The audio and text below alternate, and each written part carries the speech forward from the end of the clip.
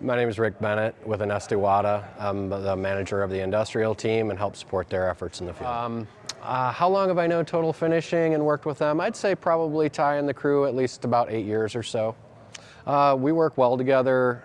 We're communicating constantly and just looking for opportunities to partner to help solutions for our joint customers together. So, distribution is very important to us, and we try to support our partners in the field and also deliver that kind of technical support that our team can offer, and combine that with the relationship building and the distributor focus that Total Finishing has. So it's been a great partnership. What would I say about customers buying from Total Finishing? I would say the breadth of product that they offer.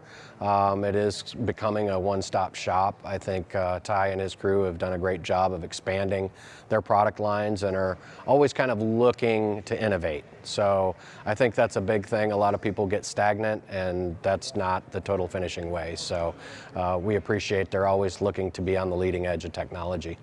I'm excited to see what the future holds for Total Finishing.